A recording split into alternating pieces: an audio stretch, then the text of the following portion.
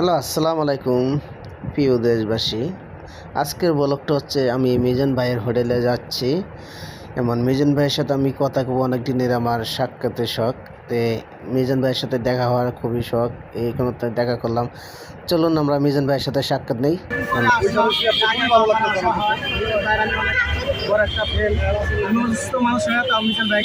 কোথা থেকে আসছেন আপনি? আমি ভাই এসচল্লিশ সাবার থেকে আসছি। আমার বাড়ি হচ্ছে নীলফামারী। হ্যাঁ, আমি ওনার ভিডিও ইউটিউব চ্যানেলে দেখি। ওনাকে আমি বড় ভাই ওনার ইউটিউব চ্যানেল তো নাই। ওনার ইউটিউব নাই, আপনাদের মাধ্যমে ওনাকে দেখি। সেটা বলেন, সেটা বলেন। উনি একটা যে 14 বার নিয়ে খান, যে 100 টাকা পিস প্রথম ভিডিওটা আমি দেখছি। সাংবাদিক ভিডিও করছিল বুঝলেন ভাই, দেখছি আমি। হ্যাঁ, আমার ওই লিঙ্কটা সরাসরি চলে যায়। আমি এখানে যে দেখলাম, তারপরে এই আগেরগাঁও একদিন আসলাম, তার প্রচুর পরিমাণে এখানে ভিড়। একটা মেসেজ দিতে চাচ্ছি এখানে, যে মিজান ভাই কষ্ট করে খাবার পাকা করে, যে খাবার পাক করে জনগণের জন্য। জনগণ কী করে মন ইচ্ছার সাথে ভাত খাই, আমার কষ্ট করা, ঠিক আছে? তা আমরা যেটা করি, যে আমরা যে অসহায় যে মানুষগুলো আছি, এই ভাতটা না নষ্ট করি।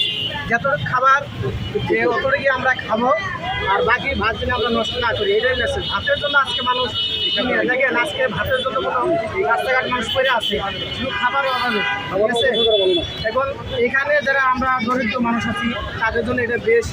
যেখানে যারা বড় বড় সারারা আসে, এখানে দেখি ওনারা আসে, ভাত নেয় অনেকগুলো, ওনারা নষ্ট করে দেয়।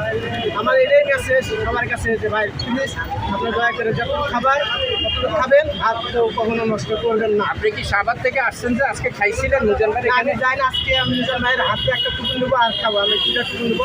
আমার একটা ভাই আছে, আমি মিজান ভাইকে আমি ফলো করি সবসময় ইউটিউব চ্যানেলের ভিতরে, আপনাদের মাধ্যমে। আজকে সময় হইলাম, এই কারণে আসলাম।